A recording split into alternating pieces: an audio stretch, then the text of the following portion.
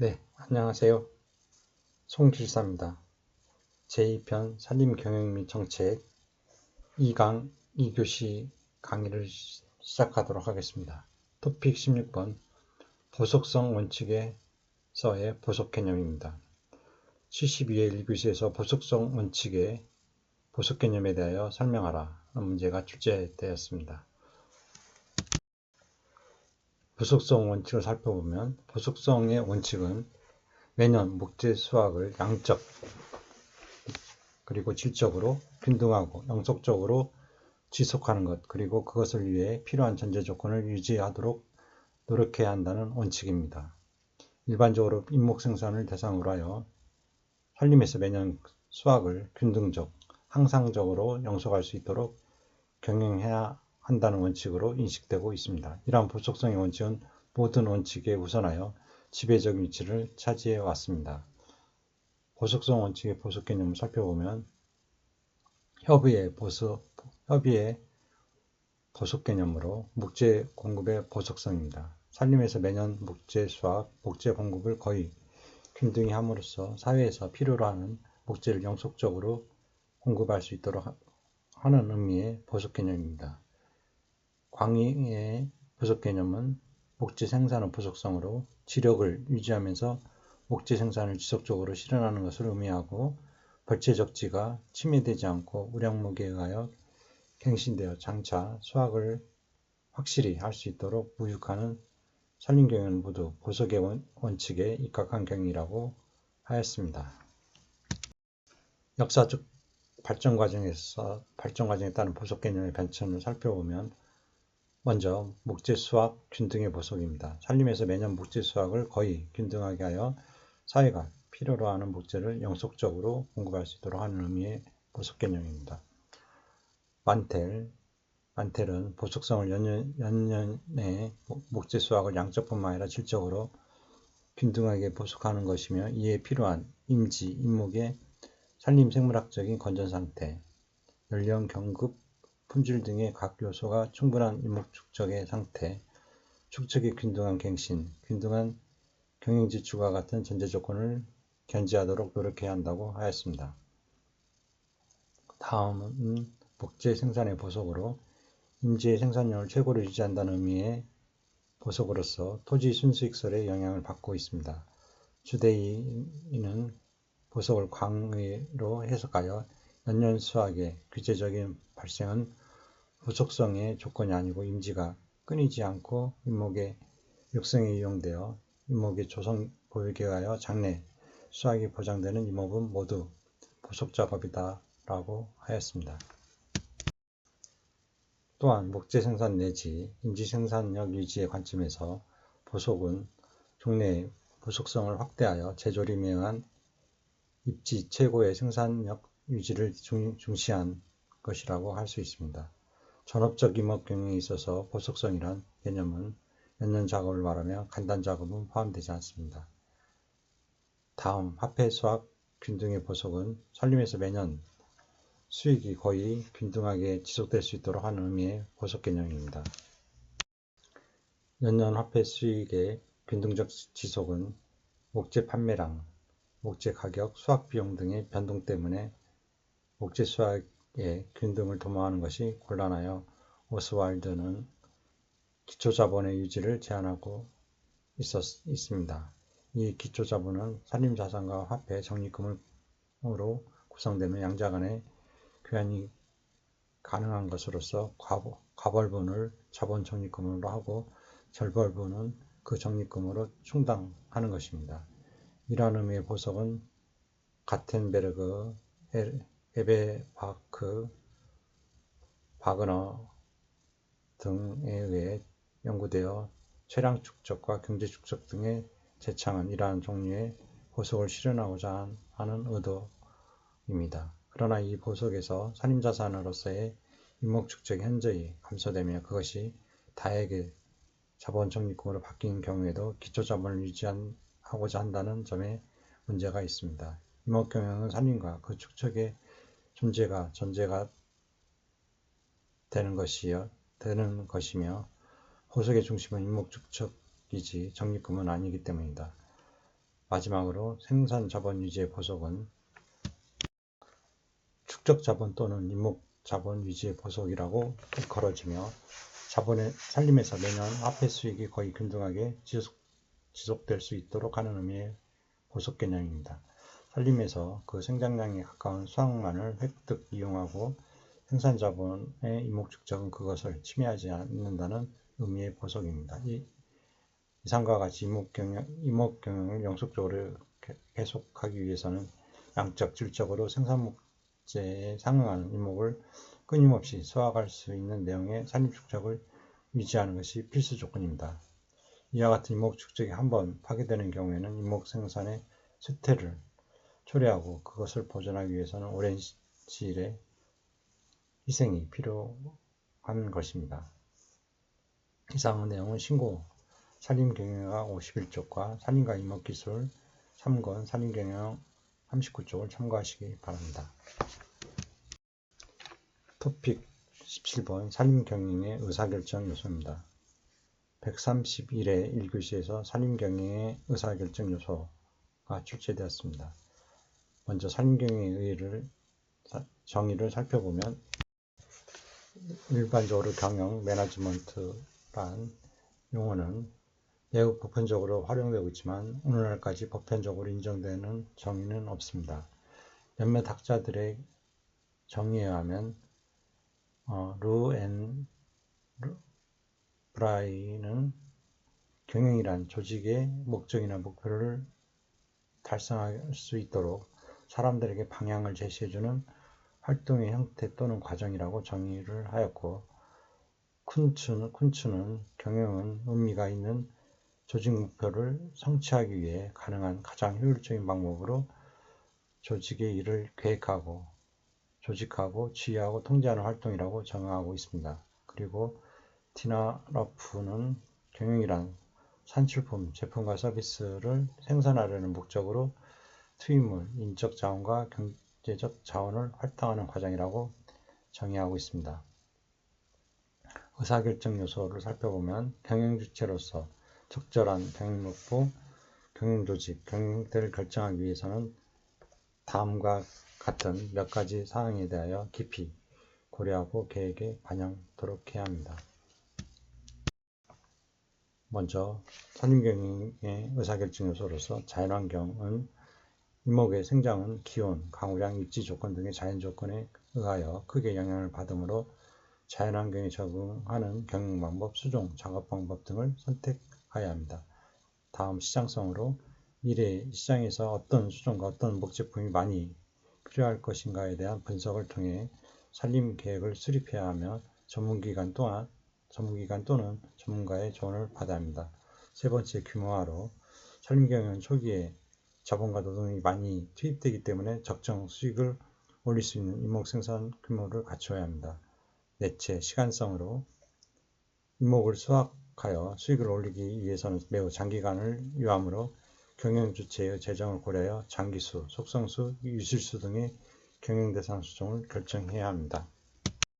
다음, 입지성으로 임목의 가격을 결정하는 인자로서 입지 조건이 매우 큰 영향을 미치고 있으므로 임목 생산지를 위한 지형 조건 및 인도망 등을 사전에 고려해야 합니다. 이상의 내용은 임목기술 핸드북 1458쪽을 참고하시기 바랍니다. 토픽 18번 우리나라 산림자원의 경영관리 기본원칙입니다. 80회 1교시에서 지속가능한 산림자원 관리 시스템에서 규정하고 있는 우리나라 산림자원의 경영관리 기본원칙 4가지를 기술하라는 문제가 출제되었습니다. 먼저 합자연성의 원칙으로 생태적으로 건강한 산업으로 유지 증진될 수 있도록 산림자원을 관리해야 합니다. 두 번째, 경제성의 원칙으로 산림이 제공하는 경제적 편익이 증진될 수 있도록 산림자원을 관리해야 합니다. 셋째, 공공성의 원칙으로 산림이 지닌 공익적 기능이 유지 증진될 수 있도록 일반적인 사회통념에 부합되는 방향으로 산림자원을 관리해야 합니다. 넷째, 보석성의 원칙으로 후세대에 대한 도덕적 의무를 강화하는 방향으로 산림자원을 관리해야 합니다.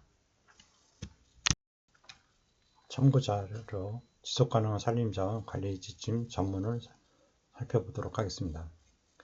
먼저 새로운 산림자원의 필요성에 대한 인식이 임업 분야는 물론 일반 사회로 확산됨에 따라 산림자원 관리에 있어 과거와는 다른 다각적인 시각과 접근 방식이 요구되고 있으므로 산림자원관리의 국제적 패러다임으로 정착되고 있는 지속가능한 산림경영 서스테이너블 포레스트 매니지먼트의 원칙에 입각하여 산림이 갖는 경제, 사회, 환경적인 다양한 기능들이 조화롭게 발현될 수 있도록 산림자원을 경영, 관리해 나가야 합니다.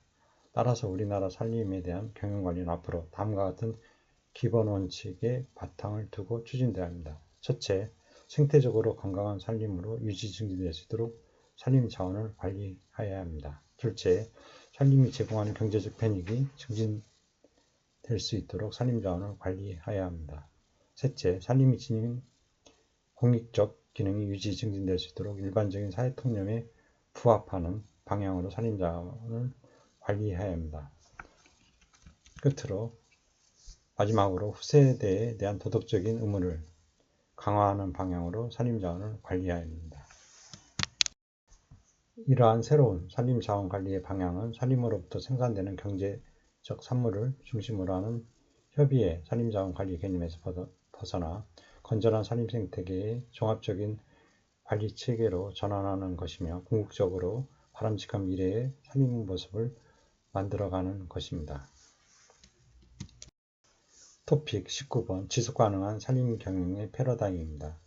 66회 2교시에서 지속가능한 산림경영, 그리고 81회 2교시에서 지속가능한 산림경영의 4가지 견해 패러다임, 그리고 89회 1교시에서 지속가능한 산림경영의 4가지 견해 중 지속가능한 인간, 산림생태계에 대한 설명, 그리고 95회 4교시에서 지속가능한 산림경영의 패러다임, 122회 1교시에서 지속가능한 산림경영의 패러다임 4가지가 각각 출제되었습니다.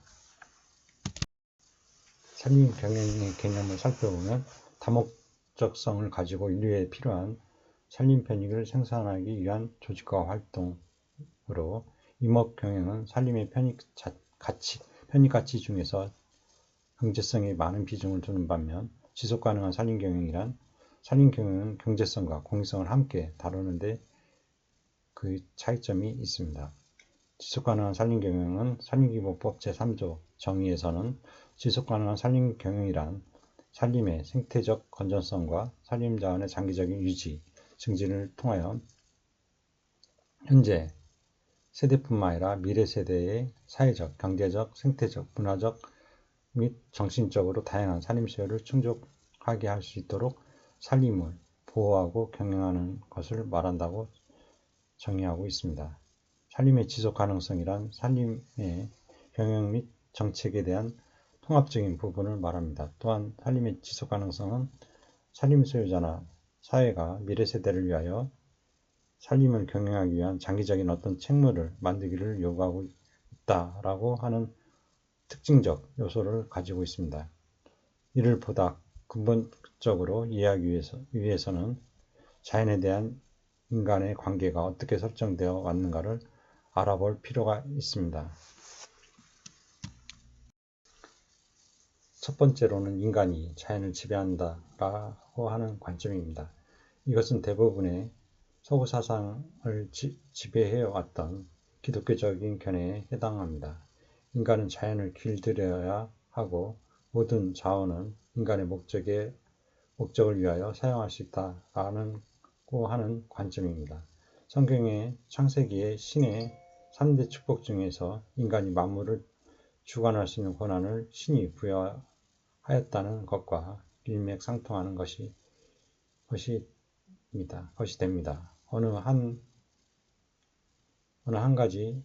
기간 동안 이것은 희망적이었고 산림을 포함하여 모든 자원은 과학기술의 발달과 더불어 무궁한 것으로 여겨져 왔습니다. 두 번째로는 인간은 자연과 더불어 공존한다 라고 하는 관점입니다. 이것은 자연과 조화하면서 살았던 미국 원주민 인디언의 지혜에서 기인하기도 하고 지구가 가지고 있는 자원을 유한하게 보는 사려 깊은 환경주의자들의 견해와도 일치합니다. 세 번째로는 자연이 인간을 지배한다라고 하는 관점입니다. 이것이 인기 있는 견해는 아니지만 지구온난화 현상이라든가 빙하가 녹아내리는 현상, 구멍이 난 오존층 또는 커다란 운석, 50년간의 가뭄 등을 예측하는 데 있어서 점점 그 관심이 증가하고 있다는 장점을 갖는 견해입니다.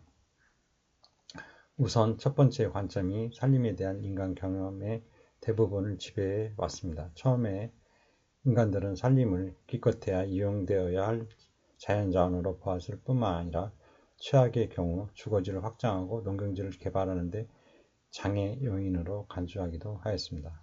어찌되었든 이 경우 산림은 미래에 대한 어떤 생각 없이 제거되고 파괴되었습니다. 오늘날 토지나 산림이 더 이상 무한한 자원이 아니며 계속적인 산림 벌채는 지구온난화와 같은 심각한 환경 문제를 야기하는 주범이라고 생각하기에 이르렀습니다. 국내적으로 환경단체는 계속적인 산림 파괴를 경고하면서 산림 수확 및 벌채 수준을 줄일 것을 요구하고 있으며 고유의 산림식물이나 동물의 종을 보호할 것을 요구하고 있습니다. 이러한 목적을 성취하기 위하여 특별한 법이나 정책 및 조치들이 취해지고 있는 실정입니다. 이와 같은 일련의 활동들은 인간이 자연과 더불어 공존한다고 하는 두 번째 관점에서 서서히 옮겨가고 있는 진보적 사회의 선봉 역할을 담당해 왔는지도 모릅니다. 재미있게도 영어 단어의 사전적 의미로 보았을 때 보속적 또는 지속적 서스테인이라고 하는 용어는 장기적인 관점에서 공존이라고 하는 단어와 거의 동어로 정의되고 있습니다. 보속수학이라고 하는 용어는 19세기 초에 독일에서 법정립 모델이 소개되면서 처음 나타난 것으로 매년 거의 똑같은 수확을 공급해 줄 수 있도록 산림을 경영한다고 하는 매우 간단하면서도 또한 매우 특별한 개념을 지니고 있습니다. 그때 이래로 지금까지 지속 가능한 서스테이너블이라는 하는 용어가 자체적으로 발전되어 왔고 임업 문제에서도 엄청난 위력을 가지게 되었습니다. 다음은 지속 가능한 산림 경영의 네 가지 견해 패러다임을 살펴보면 그러면 우리 인간 사회가 지속 가능한 산림 경영이 무엇을 의미하는지 20세기에 접어들면서 논을 대고 있고 역사적으로 발전해온 네 가지 견해의 패러다임을 생각해 보겠습니다. 어떠한 견해도 다른 것보다 우선시되면서 가장 좋다고 하는 개념은 아니며 오히려 서로 상호 보완적입니다. 그리고 네 번째 견해는 다른 세 가지 견해를 통합하기 위해서 시도되고 있습니다. 그래서 이것은 분석적이면서 정책적인 견지에서 가장 흥미롭습니다. 산림 경영자나 산림 분석가의 책무는 각각의 견해를 좀 더 정확히 이해하고 묘사할 필요가 있으며 또한 그 차이점을 그럴듯하게 설명할 수도 있어야 합니다. 다음은 새천년이 시작되면서 미국에서 발표한 내용을 소개하고자 합니다. 먼저 복지의 보석 수학입니다. 목조 수학의 보석성을 견지할 수 있도록 산림 구조를 만드는 것이 전통적인 산림 경영의 핵심이었습니다. 이것은 앞에서도 약간 언급하였듯이 임업적 사고나 문헌에 깊이 새겨져 있기 때문에 그 역사적 발자취를 추적해 볼 만한 가치가 있습니다. 1800년대에 독일의 임업인들은 그들의 특수한 상황을 다루는 방법으로 거의 일정한 목재 생산의 흐름을 유지할 수 있는 산림 구조 개념을 강조하였습니다. 독일의 산림은 공공소유가 대부분이었고 수백 년 동안 계속해서 벌채 수확한 경험을 가지고 있었습니다. 목재 생산물의 이용은 서서히 변해왔으며 목재 생산의 자급은 각국의 목재 생산 정책의 첫 번째 목표가 되었습니다. 그리고 목재 생산의 안정성이 그 당시 경제성 원칙의 첫 번째 과제였습니다. 이러한 모든 인자들이 기초가 되어 생산량과 수확량이 일치하는 법정림에서와 같이 연년 또는 정기 수확량이 똑같은 산림을 만드는 것이 유럽에서 산림 경영의 으뜸가는 목표가 되었습니다. 이러한 전성기에 있어 독일에서는 임업 문제를 둘러싸고 특히 산림 수확 조절을 통하여 법정님과 같은 산림 조직을 만들려는 것이 하나의 통념으로 되었습니다. 이러한 개념 놀랄 필요도 없이 전 세계에 그대로 전해졌고, 목재 기근에 대한 두려움은 일정한 양의 목재를 영구히 생산할 수 있는 산림을 조직하도록 만들었습니다. 똑같은 생장과 똑같은 수확을 의미하는 보석 수확은 논쟁의 여지가 있을 뿐만 아니라 오늘날까지도 여전히 모든 사람에게 생장량과 수확량이 같은 소위 충분히 조절이 잘 된 상태, 법정 상태를 성취한다는 것은 쉬운 문제가 아닙니다. 더욱이 소규모 소유자들은 부정기적으로 벌채를 하고 사유임지는 자유롭게 매매가 이루어지고 있으며, 그와 관련된 목재 수확의 변화성 때문에 어떤 엄격한 수학 지속성도 모니터링을 하거나 또는 어떤 강요를 하기가 매우 어렵습니다. 앞에서도 약간 지적하였듯이 법정리 또는 법정 상태를 만들어간다는 것은 쉬운 일이 아니기 때문에 법정리 모델을 적용하는 데 있어서 주의할 사항을 몇 가지 지적하고 있습니다. 지난 세기 동안 법정리 이론에 대해 향해진 결정적 과언은 법정 수준을 이상으로서가 아니라 달성해야 할 규범으로 간주하였다는 데 있습니다. 그러므로 법정이라고 하는 개념은 각 산림사업가가 이 모델에 적합해야 한다는 의미로 이해돼서는 안 됩니다. 이와 같은 견지에서 법정 상태란 성취될 수 없고 성취될 필요도 없는 하나의 이상으로 이해되어야 한다는 것입니다. 그리고 많은 임학자들은 법정리 모델 및 고전적 수학 조절 모델의 단점을 지적하고 비판을 가해왔습니다. 미국의 패드리치는 이 모델은 성취되어야 할 기간이나 또는 적용되어야 할 면적 등에 규정되어 있지 않으므로 부적절한 모델이라고 비판하였습니다. 위대에서는 법정리 모델을 성취하는 데 임업이라고 하는 산업조직에 의하여 마찰이 생길 수 있는 여러 가지 문제점이 있다고 기술하였습니다. 그 문제점들 중에는 자본의 한계, 소유권의 안정과 위치, 제재 여건, 산림보석, 그리고 경제적, 재정적 요구도 등이 있다고 하였습니다. 그리고 크루드와 도들은 산림경영계획에서 법정리 사장에 의한 접근법과 실제 상황, 특히 경제적, 사업적 조건과 관련된 상황과는 브리치 등을 지적하였습니다. 톰슨은 다음과 같은 점을 지적하였습니다. 우선 법정리 모델 자체가 목표로서 간주될 수 있다는 것입니다. 즉, 산림경영 목표의 물리적 대표격으로 간주될 수 있다는 것입니다. 그러나 이 모델은 그 목표 성취에 관한 이론적 지침을 포함하고 있지 않습니다. 그러므로 이 모델은 목표 성취를 위한 어떤 물리적 단계를 의미하며 또한 일반적으로 그 단계와 관련되어 있습니다. 그러나 그 단계는 경제적 조건과 유리되어 있으며 모델 성취에 요구되는 기간 동안 경영의 필요 조건과 일치하지는 않습니다. 산림 이용 수준, 소유권 형태 등의 변화는 경제적 동기에 의하여 유발된 산림 경영자에게 실질적 목표 성취를 불가능하게 합니다. 그와 같은 산림 경영자는 경영 이론과 부합하는 모델을 필요로 합니다. 목표의 규정과 목표 성취를 위한 수단과 사이에 이론적 진공이 있다는 것이 법정리 모델의 1차적인 결함입니다. 법정리 모델 및 보존적 산림수학 조절 모델 중에서 어느 한 가지 방법이 산림 소유자에게 적합한 것이라고 제시한다는 것은 비현실적입니다. 불행하게도 임업에는 대안이 될 만한 모델들이 풍부하지 못합니다. 그러나 적어도 산림 조절적 의미를 갖는 몇몇 접근 방법들이 산림경영에 이용될 수 있습니다. 여러 학자들에 의하여 전통적인 법정리 모델에 대한 대안으로 여러 가지 접근 방법들이 제시되었는데 그것들은 의사결정 원칙과 부합하고 있습니다. 경영관리적 의사결정에 대한 건전한 접근 방법은 세 가지 뚜렷한 요소, 즉 첫째, 목적의 명시, 둘째, 목적 성취를 위한 대체안에 대한 정의, 셋째, 가장 효율적인 대체안의 선발 등을 포함하고 있어야 한다는 것입니다. 앞에서도 언급한 바와 같이 고전적 모델들은 두 번째 요소를 포함하고 있지 않습니다. 다음은 다목적 이용 보석수학입니다. 1960년 미국에서 제정한 다목적 이용 보석수학 법안 Multiple Use Sustainable Aid Act는 미국 국유림의 자원을 관리하는 법안으로 산림휴양, 방목, 목재, 수자원, 야생동물 및 어류의 5가지 용도로 사용하도록 규정하여 공식적으로 물고기, 야생동물, 마초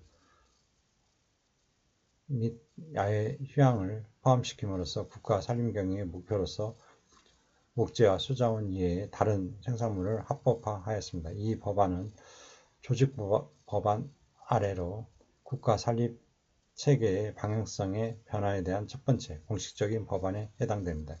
이 변화의 핵심은 1970년대 초에 미국 상원 의원인 휴버트 험플레이가 매우 웅변적으로 표현한 적이 있습니다. 즉, 산림이 남부으로만 보여지고 나무가 목재 자원으로만 보여지는 시대는 끝났다. 토양과 물, 풀과 과목, 물고기와 야생동물, 그리고 산림이 가지고 있는 아름다움은 산림자원 경영자들의 사고와 활동에 대해 통합적 부분으로 되어져야 한다라고 설파하였습니다. 다목적 이용 보석수학 법안은 부산물 생산을 포함해서 보석수학 패러다임을 확장시키는 데 큰 기여를 하였습니다. 산림 생산물 목록에는 휴양, 시각적, 경관적 질, 그리고 낚시, 사냥 등을 포함하는 여러 종류의 인간 서비스를 포함하게 되었고 물의 질에 대한 관심이 점점 증가하게 되었습니다. 산림으로부터 목재 생산물의 수요를 충족시키는 문제는 공공임지와 사유임지에서 경영의 강화로 이끌었습니다. 높은 목재 가격, 더욱 유리한 조세 구조, 매우 개선된 산불 보호 등에 힘입어 특히 산림 기업체가 임지에 장기적으로 투자하는 건수가 증가하게 되었습니다. 미국에서 트리 파밍이라는 단어가 크고 작은 산림 소유자들에게 하나의 표처럼 되었고 일반 국민들은 그들의 땅으로부터 생산되는 생산물에 관심을 가지고 있다는 사실에 대한 인식이 산림 소유자들 사이에서 증대되었습니다. 공공임지와 사유임지에서 생산되는 생산물 중에서 가장 좋은 것을 결정하기 위한 의사결정 과정이 주목을 받기 시작하였고 옵션을 평가하고 자원을 할당하기 위한 최선의 방법으로 경제분석이 권유되었습니다. 산림 경제학의 특수성은 임업속으로 이러한 아이디어를 가져오게 하였고 산림에서 나온 여러가지 생산 자원을 어떻게 할당할 것인가라는 문제에도 역시 이러한 아이디어들이 포함되게 되었습니다. 수익비용 분석법, 자본예산 회계법, 선형기획법, 경제학의 결합생산 이론 등은 토지와 예산을 합리화하는 데 적합한 것으로 보여졌고 다른 이용 사이의 분쟁과 트레이드 오프 절충안을 조절하는 데 적합한 것으로 보였습니다. 모든 산림생산물의 시장가치를 부과하는 데 상당한 노력이 이루어졌습니다. 다음은 자연으로 기능하는 산림생태계로 본 견해는 인간과 자연과의 관계를 가능한 범위 안에서 인간의 심각한 간섭 없이 산림이 스스로 발전하도록 놔둔다라고 하는 개념을 인정할 수 있을 정도로까지 끌어올렸습니다. 자연이 무엇을 하든지 간에 인간이 무엇인가를 하는 것보다도 낫다라고 하는 자연주의적 가치 체계에 대한 강력한 채택이 있게 되었는데 이것은 자연이 인간을 지배한다라는 관점과 거의 일맥상통합니다. 공원과 자연 보전지역의 창설, 곤충 산림병해충 및 산불 과정에 대한 불간섭, 그리고 인간 활동의 축소 등이 본 견해의 전형적인 정책적 입장입니다. 본 견해는 미국에서 가장 오랜 자랑스러운 역사를 가지고 있습니다. 존 밀러가 인간의 이용으로부터 산림과 야생지를 보존시키고자 운동을 한 초창기의 유명한 인물입니다. 밀러는 시에라 네바다의 아름다움을 탐구하고 기록으로 남기는 일을 하면서 그의 인생의 대부분을 보냈으며 죽을 때까지 그는 경이로운 경치와 야생지역을 보존하고 증진시키고자 노력하였습니다. 미국에서 보안임에 해당하는 북유림의 관리에 대해 핀초크와 같은 보존론자들과는 다르게 공원운동에 의하여 대표되는 보존론자들은 보존론자들에 의하여 선호되는 자원의 효율적인 관리와 현명한 이용을 확립한다는 것보다는 오히려 인간의 이용으로부터 자연적 아름다움을 지니고 있는 지역을 보존하려고 보호를 강조하였습니다. 초기에 있어서 보존론자들의 열정은 대부분 국립공원의 창설에 할애된 반면에 1950년대와 60년대에 있어서의 노력은 북유림의 야생지역의 창설 쪽으로 옮아갔습니다. 공원과 야생지 운동에 있어서 우선적인 동기는 휴양과 정신적 가치에 있었습니다. 1960년대 후반부에 있어서 자연적 과정이 극성상을 조절하는 지역을 위해 새로운 압박으로 작용하는 다른 형태의 운동이 나타나게 되었습니다. 리첼 카르슨이 쓴 고요한 봄, 사일런트, 침묵의 봄에 의하여 상징적으로 나타난 강력한 환경운동이 1960년대에 시작되었고, 그것은 1970년대 초에 결정에 달하였습니다. 그때 나타난 연방 법률들은 국가환경보호법, 그리고 위험수준에 대한 보호법, 깨끗한 공기에 관한 법, 깨끗한 물에 관한 법, 자연계획법, 국유림관리법 등입니다. 이러한 환경 관련 법들은 대부분 경제개발을 위하여 초기에 국가가 자연에 대해 취한 정책을 억제하기 위하여 설계되었습니다. 그리고 그것들은 산림경영에 있어서 주요 변화를 필요로 하는 요소들을 내포하게 되었습니다. 1980년대와 1990년대 초에 미국에서는 산림 이용과 생산물에 대한 밀도 있는 매우 강력한 압박과 경쟁을 경험하였고, 위기에 처한 수종을 보호하기 위한 일련의 법정 결정을 보게 되었습니다. 이것은 극적으로 몇몇 지역에서의 상품 생산에 충격을 가하게 되었습니다. 이와 동시에 생태계의 빠른 발전, 그들이 영원히 없어지기 전에 위험에 처한 자연생태가 그들의 유전적 성질을 구제하려고 하는 긴박감, 그리고 환경적 이슈에 대하여 자라나고 있는 정치적 의견 일치 등은 갑작스럽게 새로운 정책을 만들도록 하였습니다. 이러한 패러다임의 출현을 야기하는 것으로서 하나의 사건을 가지고 확인하기는 어렵지만, 미국 북서부 지역에서 점박이 올빼미의 위기는 적어도 연방 토지에서 두 번째 견해인 다목적 이용 패러다임이 타격을 받는 가장 시각적인 징조일지 모릅니다. 이따금 보존 생물학자들이 제시한 환경 문제에 대한 하나의 해법은 인간으로부터의 심각한 간섭 없이 자연적 과정, 자연 법칙이 진행될 수 있는 넓은 보호지역의 창설에 있었습니다. 이러한 지역은 광범하게 분포하는 생물종들을 보호할 수 있을 뿐만 아니라 자연적 과정에 대한 교육적 신뢰도 제공할 수 있었습니다. 그리고 그 지역은 산림경관에 대한 강력한 이용의 대안으로 기여할 수 있었습니다. 그것들은 자연적 과정이 어떻게 작용하는가에 대한 무지함을 해소할 수 있는 완충지대를 제공해 줄 수 있었습니다. 마지막으로 그 지역은 공원과 야생지역과 연관되어 있는 인간의 가치를 뒷받침해 줄 수 있었습니다.